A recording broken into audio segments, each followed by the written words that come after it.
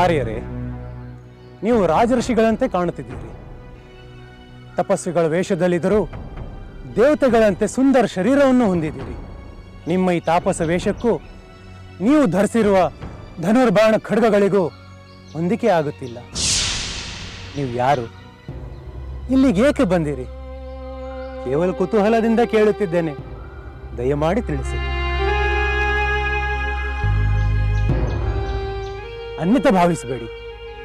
ಸೂರ್ಯಚಂದ್ರ ಭೂಮಿಗೆ ಇಳಿದು ಬಂದಂತೆ ಆಕರ್ಷಣೀಯವಾಗಿರುವ ನೀವು ಸಕಲ ಭೂಮಂಡಲವನ್ನೇ ಪಾಲಿಸಬಲ್ಲ ಸಮರ್ಥನಂತೆ ಕಾಣುತ್ತೀರಿ. ನಾನು ಇಷ್ಟು ಕೇಳಿಕೊಳ್ಳುತ್ತಿದ್ದರೂ ನೀವೇಕೆ ಏನನ್ನು ಮಾತನಾಡುತ್ತಿಲ್ಲ? ನನ್ನ ಮಾತಿನಲ್ಲಿ ಏನಾದರೂ ತಪ್ಪಿದೆಯೇ? ಇಲ್ಲ, ತಪ್ಪಿಲ್ಲ. ನಮ್ಮ ಬಗ್ಗೆ ತಿಳಿಯ ಬಂದಿರುವ ನೀನು ಯಾರೆಂದು ಹೇಳಿದರೆ ನಾವು ನಮ್ಮ ಬಗ್ಗೆ ತಿಳಿಸುತ್ತೇವೆ. ಆಗಬಹುದು, ಹಾಗೆ ಮಾಡುತ್ತೇನೆ. ಹತ್ತಿರದಿಂದ ನಿಮ್ಮನ್ನು ಕಂಡ ಮೇಲೆ ನೀವು ಸದ್ಗುಣಶಾಲಿಗಳೆಂಬ ನಂಬಿಕೆ ಬರುತ್ತಿದೆ. ಅಂದರೆ ನಾವು ಸದ್ಗುಣಿಗಳೋ ದುರ್ಗುಣಿಗಳೋ ಎಂದು ತಿಳಿಯಲು ಬಂದಿರುವಂತಿದೆ. ಕಾರಣ ಹೇಳುತ್ತೇನೆ.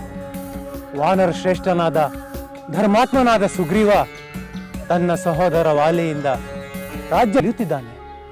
ಅವನ ಪರವಾಗಿ ನಾನು ಇಲ್ಲಿಗೆ ಬಂದಿದ್ದೇನೆ. ವಾಯುಪುತ್ರನಾದ ನನ್ನನ್ನು ಹನುಮಂತನೆಂದು ಕರೆಯುತ್ತಾರೆ. ನಾನು ಸುಗ್ರೀವನ ಪ್ರಮುಖ ಸಚಿವ. ಅವನು ನಿಮ್ಮೊಂದಿಗೆ ಸ್ನೇಹವನ್ನು ಬಯಸಿದ್ದಾನೆ. ನನ್ನ ಸ್ವಾಮಿಗೆ ಪ್ರಿಯ ಉಂಟು ಮಾಡಬೇಕೆಂಬ ಉದ್ದೇಶದಿಂದ ನಾನೀ ವೇಷ ಧರಿಸಿ ಬಂದಿದ್ದೇನೆ. ಇದು ರಾಕ್ಷಸರ ಮಾಯೆ ಅಲ್ಲ ತಾನೆ? ಅಲ್ಲ, ಖಂಡಿತ ಅಲ್ಲ. ನೀವು ನನ್ನನ್ನು ನಂಬಬಹುದು. ಲಕ್ಷ್ಮಣ, ಇವನು ಆ ಕಪಿರಾಜನಾದ ಸುಗ್ರೀವನ ಸಚಿವನೆಂಬುದರಲ್ಲಿ ಯಾವ ಸಂದೇಹವೂ ಇಲ್ಲ. ಆ ಸುಗ್ರೀವನನ್ನು ಹುಡುಕಿಕೊಂಡು ನಾವು ಇಲ್ಲಿವರೆಗೂ ಬಂದಿದ್ದೇವೆ. ಈಗ ಆ ಸುಗ್ರೀವನ ಸಚಿವನೇ ನಮ್ಮನ್ನು ಹುಡುಕಿಕೊಂಡು ಬಂದಿದ್ದಾನೆ.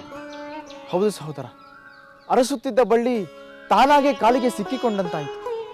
ಲಕ್ಷ್ಮಣ, ಮಹಾಜ್ಞಾನಿಯಂತೆ ಕಾಣುವ ಸಭ್ಯತೆ ಸೌಜನ್ಯಗಳನ್ನು ಚೆನ್ನಾಗಿ ನಮ್ಮ ಬಂಧುವಿನಂತಿರುವ ಈ ಸುಗ್ರೀವನ ಸಚಿವನನ್ನು ನಾವು ಪ್ರಿಯವಾದ ಮಾತುಗಳಿಂದ ಆಧರಿಸಬೇಕು.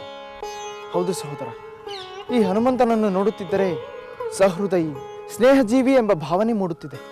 ಹೌದು ಲಕ್ಷ್ಮಣ, ವಾನರನಾದರೂ ಈ ಹನುಮಂತ ವೇದೋಪನಿಷತ್ತುಗಳನ್ನು ಅಧ್ಯಯನ ಮಾಡಿದ ಮಹಾಪ್ರಾಜ್ಞನಂತೆ ಕಾಣುತ್ತಾನೆ. ತರ್ಕ ವ್ಯಾಕರಣಗಳನ್ನು ಚೆನ್ನಾಗಿ ಬಲ್ಲವನಂತೆ ಸಮಯೋಚಿತವಾಗಿ ಅರ್ಥಪೂರ್ಣವಾಗಿ ಮಾತನಾಡುತ್ತಾನೆ. ಅದೇ ನನಗೆ ಆಶ್ಚರ್ಯ ಉಂಟು ಮಾಡಿದೆ. ಈ ವಾನರರಲ್ಲಿ ಇಂತಹ ನಾಗರಿಕತೆಯೇ ಎಂಬ ಬೆರಗು ಮೂಡಿದೆ. ನಾಗರಿಕತೆ ಎಂಬುದು ಒಂದು ಸಮುದಾಯದ ಸ್ವತ್ತಲ್ಲ ಲಕ್ಷ್ಮಣ.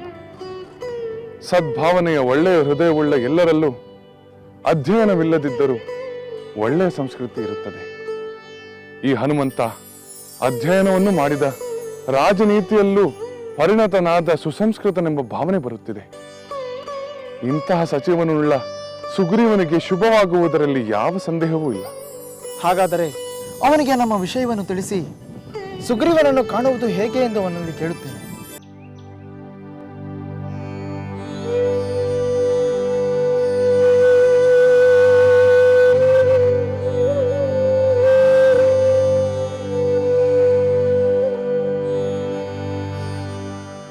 ಮಹಾತ್ಮ, ಧರ್ಮಾತ್ಮನಾದ ಸುಗ್ರೀವನ ಬಗ್ಗೆ ನಮಗೆ ತಿಳಿದಿದೆ.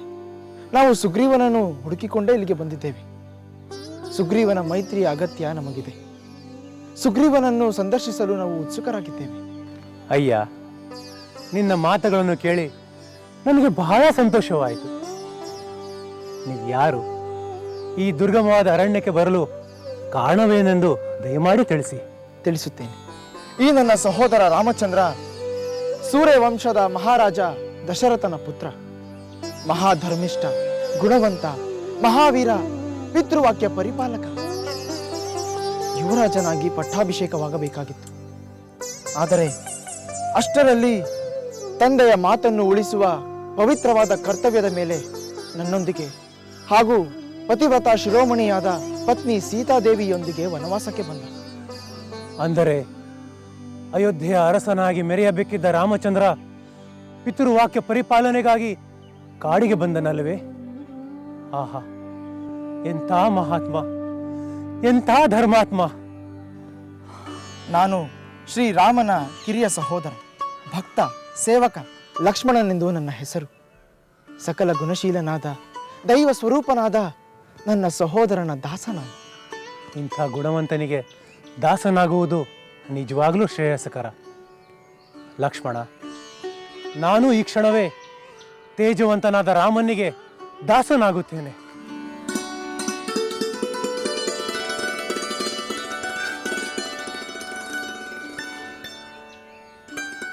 ಹನುಮಂತ, 14 ವರ್ಷ ವನವಾಸದ ಅವಧಿ ಮುಗಿಯಲು ಇನ್ನು 1 ವರ್ಷವಿದೆ. ಅಷ್ಟರಲ್ಲಿ ಕಾಮರೂಪಿಯಾದ ದುಷ್ಟ ರಾಕ್ಷಸನೊಬ್ಬನು ನನ್ನ ಅತ್ತಿಗೆ ಸೀತಾದೇವಿಯನ್ನು ವಂಚನೆಯಿಂದ ಅಪಹರಿಸಿಕೊಂಡು ಹೋದ. ಅವನು ಎಲ್ಲಿದ್ದಾನೆ? ಅವನ ನೆಲೆ ಯಾವುದು? ಏನೂ ತಿಳಿಯದೆ ನಾವು ತಳಮಳಿಸುತ್ತಿದ್ದೇವೆ. ಪುರುಷೋತ್ತಮನಾದ ರಾಮಚಂದ್ರನಿಗೆ ಪತ್ನಿ ವಿಯೋಗ ದುಃಖ ಉಂಟು ಮಾಡಿದ ಆ ರಾಕ್ಷಸನ ಸಂಹಾರವಾಗಲೇಬೇಕು. ಹನುಮಂತ, ನಾವು ಅತ್ತಿಗೆಯನ್ನು ಹುಡುಕುತ್ತಾ ದಂಡ ಕಾರಣ್ಯದಲ್ಲಿ ಬರುತ್ತಿರುವಾಗ ಶಾಪದಿಂದ ಘೋರ ರೂಪದ ರಾಕ್ಷಸನಾಗಿದ್ದ ಕಬಂಧನೆಂಬುವನು ತನ್ನ ಶಾಪ ವಿಮೋಚನೆಯಾದ ನಂತರ ಸುಗ್ರೀವನ ವಿಷಯ ಹೇಳಿದ. ಅವನ ಸ್ನೇಹದಿಂದ ನಮ್ಮ ಕಾರ್ಯ ಸಾಧನೆಗೆ ನೆರವು ಸಿಗುತ್ತದೆ ಎಂದು ಹೇಳಿದ. ಅವನು ಸತ್ಯವನ್ನೇ ಹೇಳಿದ್ದಾನೆ. ನಿಮಗೆ ಸುಗ್ರೀವನ ಸ್ನೇಹದ ಅಗತ್ಯವಿರುವಂತೆ ಅವನಿಗೂ ನಿಮ್ಮ ಸ್ನೇಹದ ಅಗತ್ಯವಿದೆ. ನಮ್ಮ ವಿಷಯವನ್ನೆಲ್ಲ ಕೇಳಿದೆಯಲ್ಲ. ಅಪಾರವಾದ ದಾನ ಧರ್ಮಗಳನ್ನು ಮಾಡಿ ಸಕಲ ಜನರ ರಕ್ಷಣೆಗಾಗಿ ಲೋಕನಾಥನಾದ ನನ್ನ ಸಹೋದರ ರಾಮಚಂದ್ರ ಈಗ ಸುಗ್ರೀವನನ್ನು ತನ್ನ ನಾಥನನ್ನಾಗಿ ಮಾಡಿಕೊಳ್ಳಲು ಬಂದಿದ್ದಾನೆ. ಇದು ಸುಗ್ರೀವನ ಪುಣ್ಯ ವಿಶೇಷವೆಂದೇ ನನ್ನ ಭಾವನೆ. ಧರ್ಮಾತ್ಮನಾದ ಸ್ನಿಗ್ಧಪ್ರದನಾದ ಮಹಾಪುರುಷ ಶ್ರೀರಾಮನನ್ನು ಸುಗ್ರೀವ ಭೇಟಿ ಮಾಡಲೇಬೇಕು. ಈಗ ಸುಗ್ರೀವನು ರಾಮನಂತೆ ರಾಜ್ಯಭ್ರಷ್ಟನಾಗಿದ್ದಾನೆ. ಅವನು ತನ್ನ ಸಹೋದರನಾದ ವಾಲಿಯಿಂದ ತನ್ನ ಪತ್ನಿಯನ್ನು ಕಳೆದುಕೊಂಡಿದ್ದಾನೆ. ಈಗ ಮಹಾವೀರನಾದ ವಾಲಿಗೆ ಹೆದರಿ ಪ್ರಾಣಭಯದಿಂದ ಅರಣ್ಯದಲ್ಲಿ ವಾಸ ಮಾಡುತ್ತಿದ್ದಾನೆ. ಸಮಾನ ದುಃಖಿಗಳ ಸ್ನೇಹ ಅರ್ಥಪೂರ್ಣವಾಗುತ್ತದೆ ಹನುಮಂತ. ಹೌದು ಲಕ್ಷ್ಮಣ, ಸೂರ್ಯಪುತ್ರನಾದ ಸುಗ್ರೀವ ಸೀತಾದೇವಿಯನ್ನು ಹುಡುಕಲು ಖಂಡಿತ ಸಹಾಯ ಮಾಡುತ್ತಾನೆ.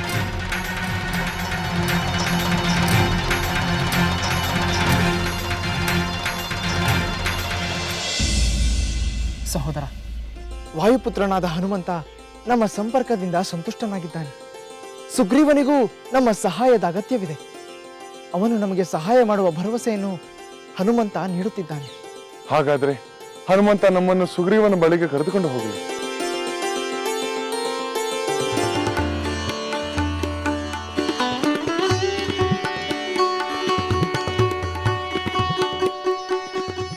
ಹನುಮಂತ, ನನ್ನ ಸಹೋದರ ಶ್ರೀರಾಮ ಸುಗ್ರೀವನನ್ನು ಕಾಣಲು ಬಯಸಿದ್ದಾನೆ. ಖಂಡಿತ ನಾನು ನಿಮ್ಮನ್ನು ನನ್ನ ಭುಜದ ಮೇಲೆ ಹೊತ್ತು ನನ್ನ ಒಡೆಯನಾದ ಸುಗ್ರೀವನ ಬಳಿಗೆ ಕರೆದೊಯ್ಯಲು ಬಯಸುತ್ತೇನೆ. ಆಗಬಹುದು.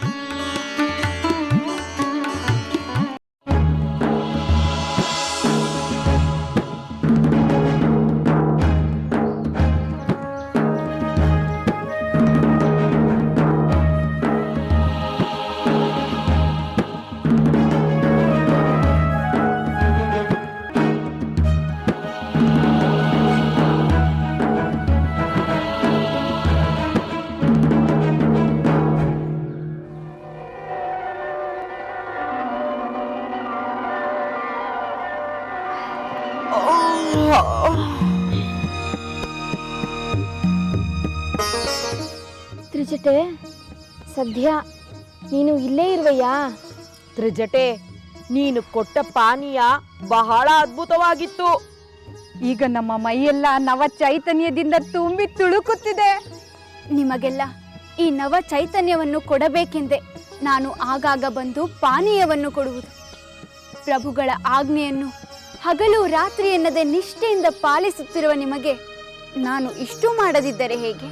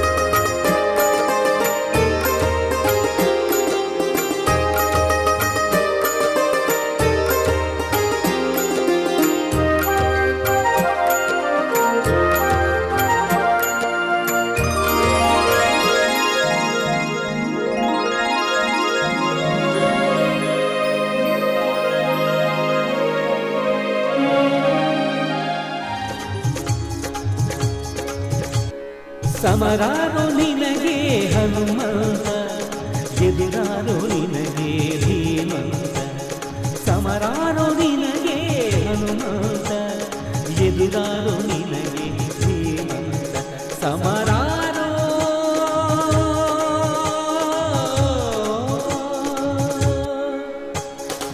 ಬಲವಂತರಿಗೆ ಬಲವಂತ ಗುಣವಂತರಿಗೆ ಗುಣವಂತ ಬಲವಂತರಿಗೆ ಬಲವಂತ ಗುಣವಂತರಿಗೆ ಗುಣವಂತ ರಾಮ ಸೇವೆಯೇ ಆದ್ಯಂತ ರಾಮ ಸೇವೆಯೇ ಆದ್ಯಂತ ಸಮರಾರೋ ನಿನಗೆ ಹನುಮಂತ ಸಮರಾರೋ ನಿನಗೆ ಹನುಮಂತ ಎದುರಾರೋ ನಿನಗೆ ಧೀಮಂತ ಸಮರಾರೋ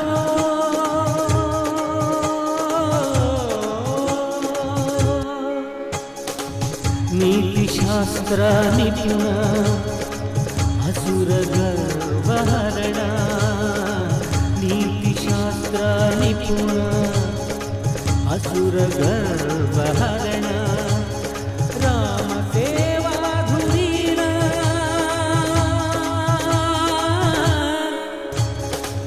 ರಾಮ ಸೇವಾ ಧುರೀಣ ಸಕಲ ಜೀವರ ಪ್ರಾಣ ಸಕಲ ಜೀವರ ಪ್ರಾಣ ಸಮರಾರೋ ನಿನಗೆ ಹನುಮಂತ ಎದುರಾರೋ ನಿನಗೆ ಧೀಮಂತ ಸಮರಾರೋ ನಿನಗೆ ಹನುಮಂತ ಎದುರಾರೋ ನಿನಗೆ ಧೀಮಂತ ಸಮರಾರೋ ನಿನಗೆ ಹನುಮಂತ.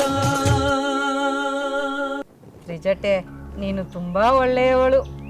ನಮ್ಮ ಶ್ರಮವನ್ನು ಅರ್ಥ ಮಾಡಿಕೊಂಡು ನಮಗೆ ಸಹಾಯ ಮಾಡುತ್ತಿರುವೆ.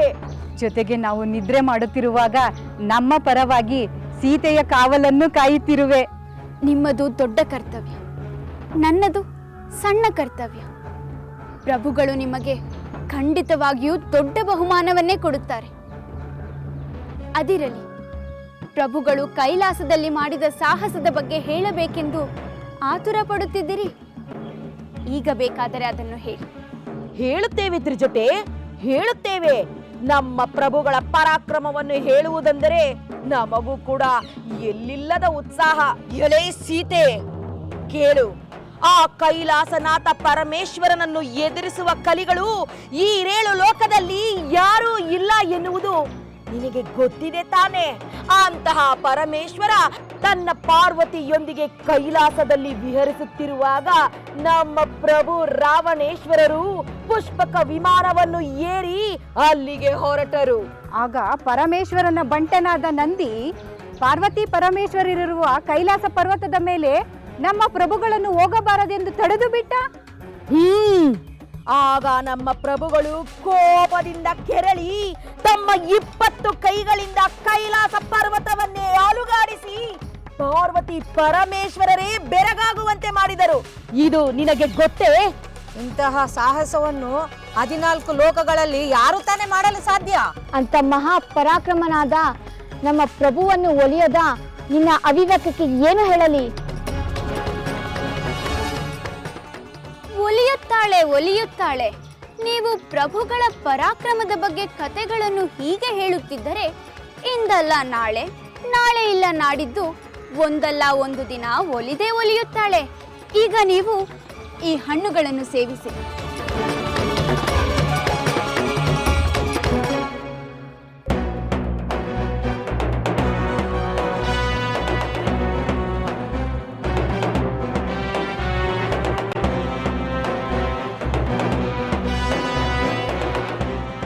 ತ್ರಿಜಟೆ, ಈ ಹಣ್ಣುಗಳು ತುಂಬಾ ರುಚಿಯಾಗಿವೆ. ಯಾವುದೋ ಲೋಕದಲ್ಲಿ ತೇಲುತ್ತಿರುವಂತಿದೆ. ಹೌದು ಹೌದು, ಪುಷ್ಪಕ ವಿಮಾನವಿಲ್ಲದೆಯೇ ಆಕಾಶದಲ್ಲಿ ಹಾರಾಡುವಂತಿದೆ.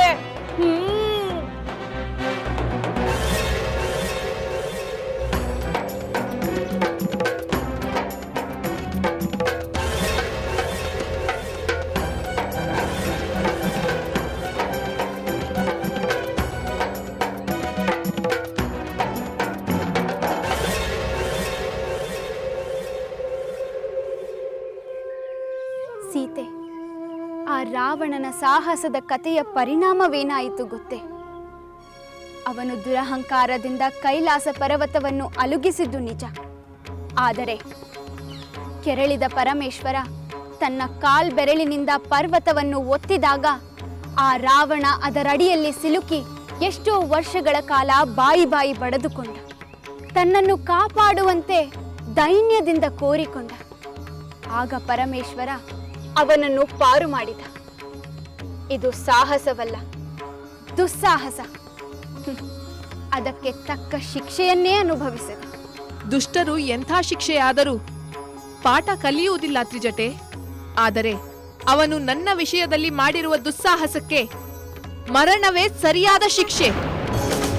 ರಾಮ ಸೇವೆಯಾದ್ಯಂತ ಸಮರಾರೋ ನಿನಗೆ ಹನುಮಂತ, ಸಮರಾರೋ ನಿನಗೆ ಹನುಮಂತ, ಎದುರಾರೋ ನಿನಗೆ ಧೀಮಂತ, ಸಮರಾರೋ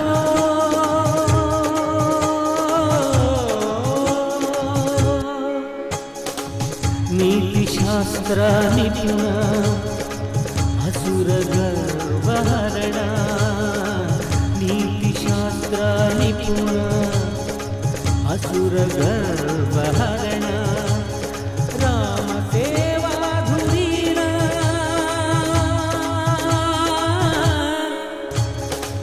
ರಾಮ ಸೇವಾ ಧುರೀಣ, ಸಕಲ ಜೀವರ ಪ್ರಾಣ, ಸಕಲ ಜೀವರ ಪ್ರಾಣ, ಸಮರಾರೋ ನಿನಗೆ ಹನುಮಂತ, ಎದುರಾರೋ ನಿನಗೆ ಧೀಮಂತ, ಸಮರಾರೋ ನಿನಗೆ ಹನುಮಂತ, ಎದುರಾರೋ ನಿನಗೆ ಧೀಮಂತ, ಸಮರಾರೋ ನಿನಗೆ ಹನುಮಂತ.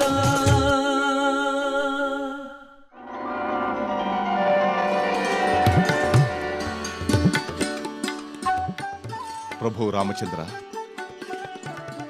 ನಮ್ಮ ಒಡೆಯ ಸುಗ್ರೀವನು ಇರುವ ಗುಹೆ ಇದೆ. ತಾವು ಬಂದಿರುವ ವಿಷಯವನ್ನು ಸುಗ್ರೀವನಿಗೆ ತಿಳಿಸಿ ಅವರನ್ನು ಕರೆತರುತ್ತೇನೆ. ಅಲ್ಲಿಯವರೆಗೆ ತಾವು ಇಲ್ಲಿಯೇ ವಿಶ್ರಮಿಸಿ. ನಾನು ಫಲಾಹಾರವನ್ನು ತಂದುಕೊಡುತ್ತೇನೆ. ಬೇಡ ಹನುಮಂತ, ಮೊದಲು ಕಾರ್ಯ, ಆನಂತರ ಉಪಚಾರ. ಹಾಗೇ ಆಗಲಿ ಪ್ರಭು. ಬೇಗ ಹೋಗಿ ಸುಗ್ರೀವನೊಂದಿಗೆ ಬರುತ್ತೇನೆ.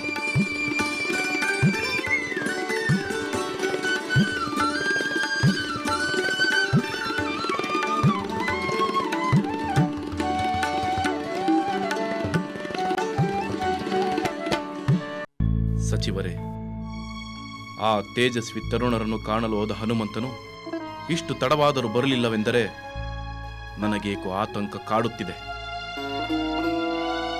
ನಮಗೂ ಆ ಆತಂಕ ಕಾಡುತ್ತಿದೆ.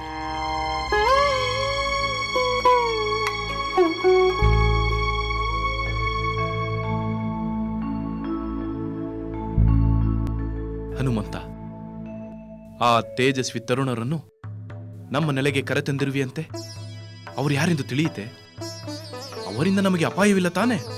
ಹೌದು ಸುಗ್ರೀವ, ಅವರನ್ನು ನಾನು ಕರೆದುಕೊಂಡು ಬಂದಿದ್ದೇನೆ. ಯಾವ ಭಯವೂ ಇಲ್ಲ.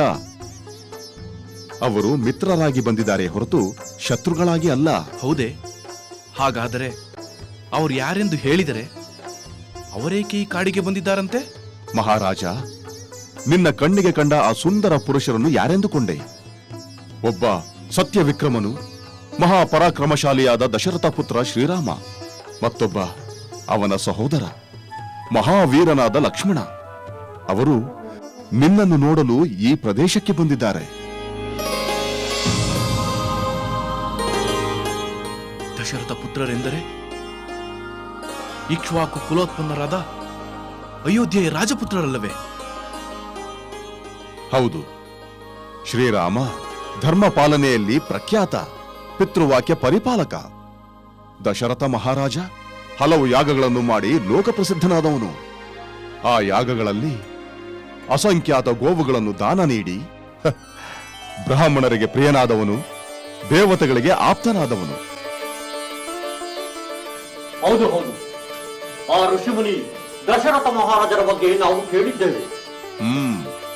ಅಂತಹ ಮಹಾನುಭಾವನಾದ ದಶರಥ ಮಹಾರಾಜನ ಜ್ಯೇಷ್ಠ ಪುತ್ರ ಶ್ರೀರಾಮಚಂದ್ರ ತಂದೆಯ ವಚನ ಪಾಲಿಸಲು 14 ವರ್ಷ ವನವಾಸ ಮಾಡಲು ಪತ್ನಿ ಸಹೋದರನೊಂದಿಗೆ ಕಾಡಿಗೆ ಬಂದ. ವನವಾಸ ಮುಗಿಯಲು 1 ವರ್ಷ ಅವಧಿ ಇರುವಾಗ ರಾಮಚಂದ್ರನ ಪತ್ನಿ ಸೀತೆಯನ್ನು ದುಷ್ಟ ರಾವಣ ಅಪಹರಿಸಿಕೊಂಡು ಹೋದ. ಆ ಸೀತಾಮಾತೆಯ ಅನ್ವೇಷಣೆಗೆ ಅವರು ನಿನ್ನ ನೆರವು ಬಯಸಿ ಬಂದಿದ್ದಾರೆ. ಅಂದರೆ ಪಾಪ ಅವರು ದುಃಖಿತರಾಗಿದ್ದಾರೆಂದು ಅರ್ಥವಾಯಿತು. ಹೌದು, ಅವರು ನಿನ್ನ ಗೆಳೆತನ ಬಯಸಿ ಬಂದಿದ್ದಾರೆ. ಗೌರವಾನ್ವಿತರಾದ ಅವರಿಗೆ ಯಥೋಚಿತವಾಗಿ ಸತ್ಕರಿಸು ಮಹಾರಾಜ. ನೋಡಿದಿರಾ ಪ್ರಭು, ನಮ್ಮ ಹನುಮಂತನ ಸಾಮರ್ಥ್ಯವನ್ನು. ಅಲ್ಪ ಕಾಲದಲ್ಲೇ ಅವರ ಎಲ್ಲಾ ವಿಷಯಗಳನ್ನು ವಿವರವಾಗಿ ತಿಳಿದು ಬಂದಿದ್ದಾನೆ. ಹೌದು, ನಮ್ಮ ಪ್ರಭುವಿನ ಸಂಕಟಕ್ಕೆ ಅವರು ಸಹಾಯ ಮಾಡಬಹುದು, ಅವರ ಸಂಕಟಕ್ಕೆ ನಾವು ಸಹಾಯ ಮಾಡಬಹುದು. ಹೌದು ಪ್ರಭು, ಆ ವಾಲಿಯ ಭಯದಿಂದ ತಾವು ಶಾಶ್ವತವಾಗಿ ದೂರವಾಗಬೇಕಾದ್ರೆ ಆ ವೀರರ ಸಹಾಯ ನಮಗೆ ಬೇಕು. ಆ ವಾಲಿಗಿಂತ ಇವರು ವೀರರೆಂದು ತಿಳಿಯುವುದು ಹೇಗೆ? ಸರಿ, ಈಗ ಮೊದಲು ಅವರೊಡನೆ ಸ್ನೇಹ ಬೆಳೆಸೋಣ, ಅಲ್ಲವೇ ಹನುಮಂತ? ಹೌದು ಮಹಾಪ್ರಭು, ಬನ್ನಿರಿ.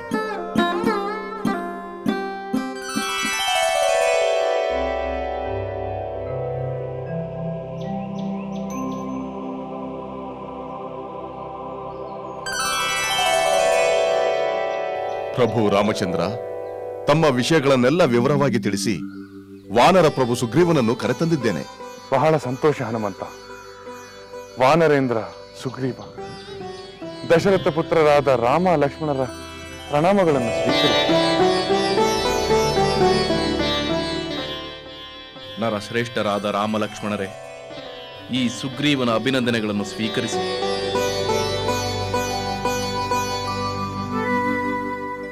ರಾಮಚಂದ್ರ, ವಾನರನಾದ ನನ್ನ ಸ್ನೇಹವನ್ನು ನೀನು ಬಯಸಿರುವುದರಿಂದ ನನಗೆ ಮಹಾ ಸನ್ಮಾನವಾದಂತಾಯಿತು. ನಾನು ಧನ್ಯನಾದೆ ರಾಮಚಂದ್ರ, ಧನ್ಯನಾದೆ. ಸುಗ್ರೀವ, ವಾಯುಪುತ್ರನಾದ ಹನುಮಂತನಿಂದ ನಿನ್ನ ವಿಚಾರವನ್ನು ನಾನು ತಿಳಿದುಕೊಂಡಿದ್ದೇನೆ. ನಿನ್ನ ಸೋದರ ವಾಲಿಯಿಂದ ಒದಗಿರುವ ದುಸ್ಥಿತಿಯನ್ನು ಕೇಳಿ ನನಗೆ ಬಹಳ ವಿಷಾದ ಉಂಟಾಗಿದೆ. ಇನ್ನು ಪತ್ನಿ ವಿಯೋಗದ ವಿಚಾರದಲ್ಲಿ ನಾವಿಬ್ಬರು ಸಮಾನ ದುಃಖಿಗಳಾಗಿದ್ದೇವೆ. ನಮ್ಮ ಸ್ನೇಹದಿಂದ ನಮ್ಮ ದುಃಖಕ್ಕೆ ನಾವು ಸಾಂತ್ವನವನ್ನು ಕಂಡುಕೊಳ್ಳಬೇಕಾಗಿದೆ. ಹೌದು ರಾಮಚಂದ್ರ, ನಮ್ಮಿಬ್ಬರ ಸ್ನೇಹ ಶಾಶ್ವತವಾಗಲಿ, ಇಡೀ ಲೋಕಕ್ಕೆ ಮಾದರಿಯಾಗಲಿ.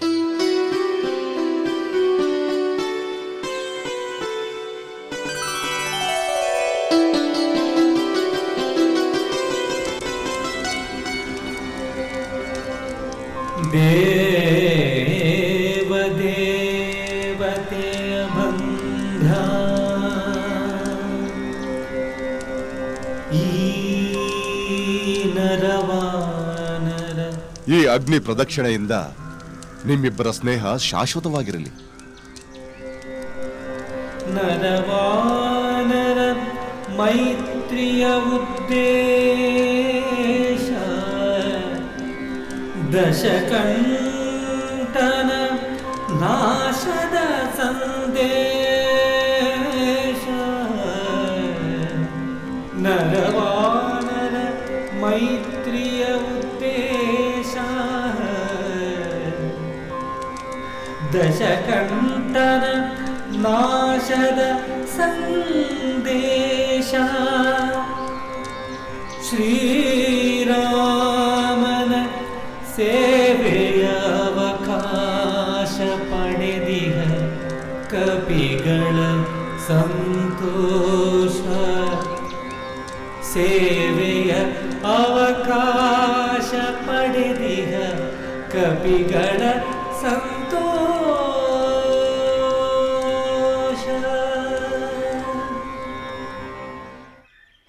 ಇದು ಮಹಾ ಸುದಿನ ರಾಮಚಂದ್ರ. ನಿನ್ನಂತಹ ಪುರುಷೋತ್ತಮನ ಸ್ನೇಹ ದೊರೆತಿದ್ದು ನನ್ನ ಸೌಭಾಗ್ಯ. ಇನ್ನು ಮುಂದೆ ನೀನು ನನ್ನ ಅತ್ಯಂತ ಪ್ರಿಯನಾದ ಗೆಳೆಯ. ರಾಮಚಂದ್ರ, ನಿನ್ನ ಸುಖ ದುಃಖ ನನ್ನದು, ನನ್ನ ಸುಖ ದುಃಖಗಳು ನಿನ್ನದು. ನನಗೂ ಬಹಳ ಸಂತೋಷವಾಗಿದೆ ಮಿತ್ರ. ಕಷ್ಟದಲ್ಲಿ ಸಿಲುಕಿ ಕಳವಳಿಸುತ್ತಿರುವಾಗ ತಣ್ಣೀರಿನ ಚಿಲುಮೆಯಂತೆ ನಿನ್ನ ಸ್ನೇಹ ನನಗೆ ಆಪ್ಯಾಯಮಾನವಾಗಿದೆ. ರಾಮಚಂದ್ರ, ಸುಗ್ರೀವ,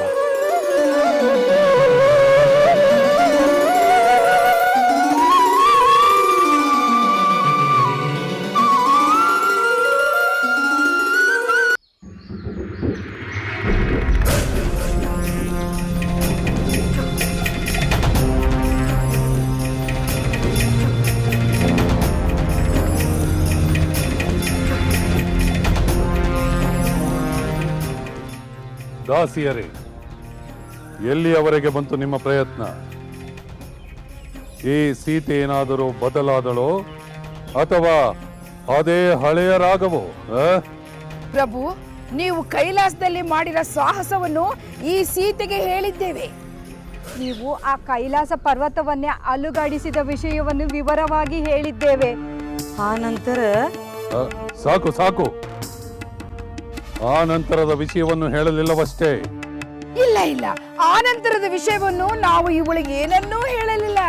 ನೀವು ಆ ಪರ್ವತದ ಅಡಿ ಸಿಲುಕಿಕೊಂಡಿದ್ದು ಬಹಳ ದಿನಗಳವರೆಗೂ ನೀವು ಹೊರಗೆ ಬರದೇ ಇರುವ ವಿಷಯವನ್ನು ಸಾಕು ಸಾಕು, ಮುಂದೆ ಮಾತನಾಡಬೇಡಿ. ಬೇಡವೆಂದುದನ್ನು ಮಾತನಾಡುವ ಆತರ ತೋರಬೇಡಿ. ಕ್ಷಮಿಸಿ ಪ್ರಭು, ಕೋಪ ಮಾಡಿಕೊಳ್ಳಬೇಡಿ. ಹೇಳಬೇಕಾದದ್ದನ್ನು ಮಾತ್ರ ಹೇಳಿ ಈ ಸೀತೆ ನಿಮಗೆ ಒಲಿಯುವಂತೆ ಪ್ರಯತ್ನ ಪಡುತ್ತಿದ್ದೇವೆ. ಹೌದು ಪ್ರಭು, ನಾವು ಹಗಲು ರಾತ್ರಿ ಪ್ರಯತ್ನ ಪಡುತ್ತಲೇ ಇದ್ದೇವೆ. ಪ್ರಭು, ಇವಳು ಸಾಮಾನ್ಯಳಲ್ಲ.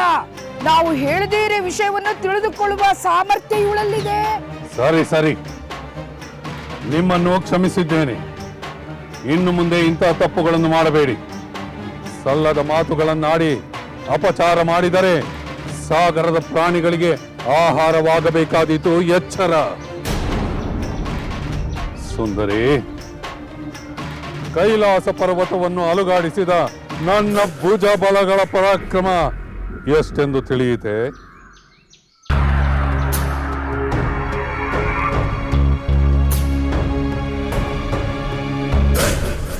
ಎಲವೋ ದುರಹಂಕಾರಿ, ಜಗತ್ತಿನ ತಂದೆ ತಾಯಿಗಳಾದ ಪಾರ್ವತಿ ಪರಮೇಶ್ವರರು ಇರುವ ಕೈಲಾಸವನ್ನು ಎತ್ತುವುದು ಪರಾಕ್ರಮವಲ್ಲ, ಅಪಚಾರ.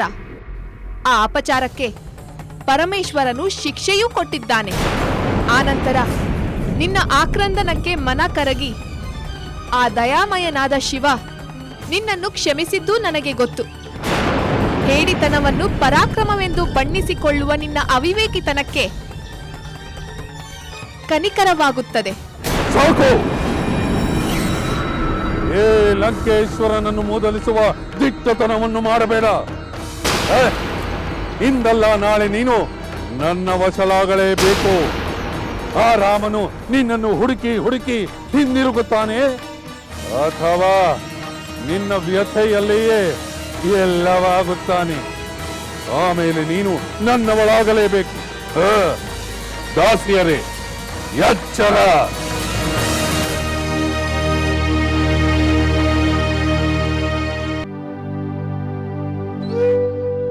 ರಾಮಚಂದ್ರ, ಈ ಫಲಾಹಾರಗಳನ್ನು ಸ್ವೀಕರಿಸು. ಬೇಡ ಸುಗ್ರೀವ.